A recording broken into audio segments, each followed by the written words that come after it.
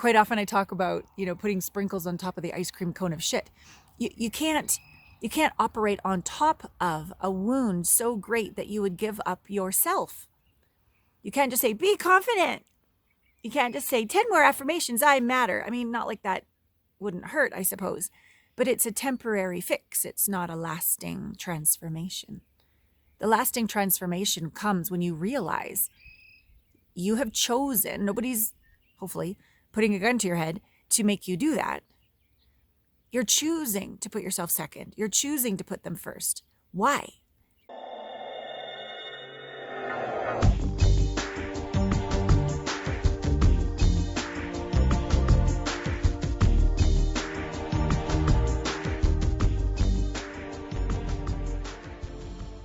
Good morning, my delicious ones. Excuse me, you've got my morning voice. I'm literally sitting outside with my witch's brew. And apparently the next couple days it's going to rain. So I thought I would get up early and come outside in the front yard and talk to you. The first topic that you'd like to talk about is when we put ourselves, last, this is what happens. Well, as an intimacy expert for the last 15 years or so, which is such a funny word, isn't it? Expert. Okay, granted, I've probably done not 10,000, but 20,000 hours of leading intimacy coaching and receiving intimacy training. But the more I know, the more I don't know. It's like you get more humbled into a student, the more you begin to dive into a topic and live it and teach it.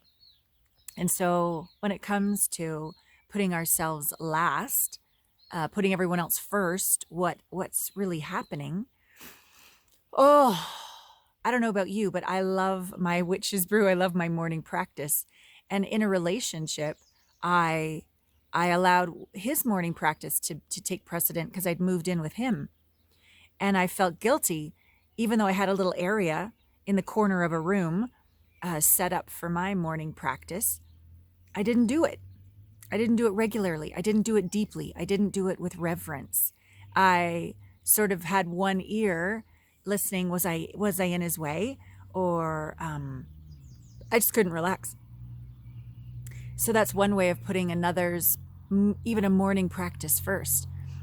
Some other more profound ways of putting another person first is their money choices come primary and yours come secondary. What they want to do on the weekends, you let go of what brings you joy. The way they want to have sex, you'll put your desires on the back burner. Even the way you want to exercise, what brings your body joy.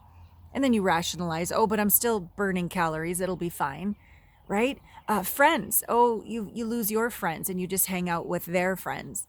The list goes on. It could go down to like religion or spirituality, like you let go of your connection and the way you like to connect with the divine, and you allow theirs to be the way that you do it. And so those are some of the ramifications of what happens, and you become resentful. You become crunchy and bitchy and empty and blamey and no connection to your worth and your confidence, and you stop speaking up for yourself and you stop taking a stand. And you stop knowing that you matter. You stop valuing your uniqueness. It sucks. It's painful. No bueno. And yet, how do we turn this around? Quite often I talk about, putting sprinkles on top of the ice cream cone of shit. You can't operate on top of a wound so great that you would give up yourself. You can't just say, be confident. You can't just say 10 more affirmations, I matter. I mean, not like that wouldn't hurt, I suppose, but it's a temporary fix. It's not a lasting transformation. The lasting transformation comes when you realize you have chosen, nobody's hopefully putting a gun to your head to make you do that.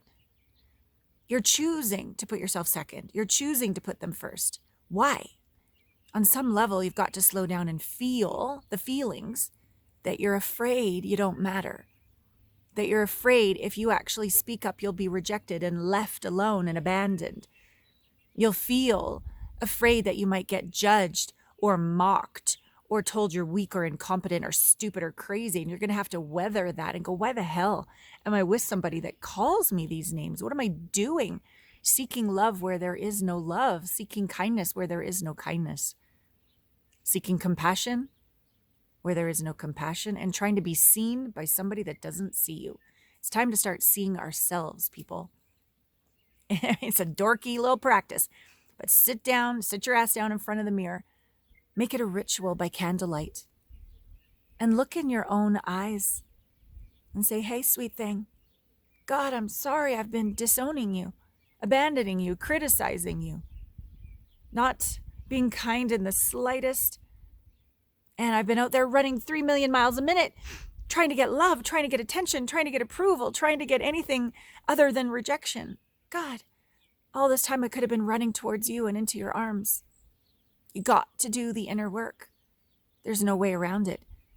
And the pissy thing is, and I'm smart. According to cum laude graduate of an Ivy League university, they say I'm smart. Well, maybe my brain is, but my heart really needed some remedial attention. The deep inner work is subconscious, people. The deep inner work is beneath the chin in the heart. It's not some better cognitive analysis and mind game of talking ourselves into or out of something. That's not healing. It's mental masturbation. And so what we need to do is slow down and do what works.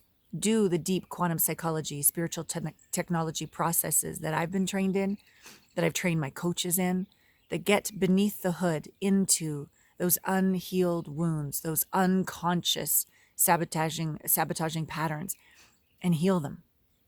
That's what changes things. That's when you start to have a sense of confidence from the inside out. That's when you start to have the courage to speak up. That's when you have a strong community around you, that if you need to leave a relationship, you might no longer be with them, but you will be held, supported. So many people having your back as you go through that initial pull the Band-Aid off moment. Is like, oh, it doesn't last forever. You need people around you for that. You need a coach. You need a community. You need processes.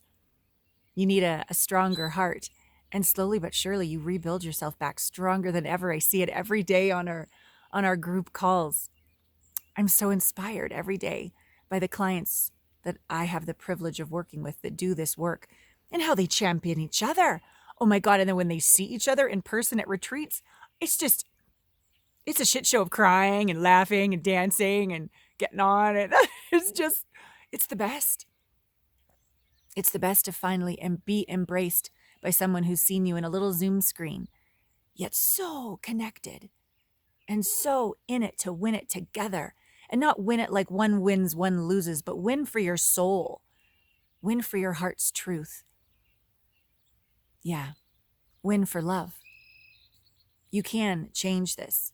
So the first step is to acknowledge what's going on. The second step is don't judge yourself.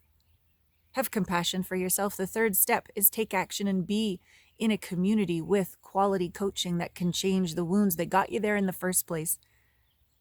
And eventually, step 4 will be celebration of your grandeur. You did it.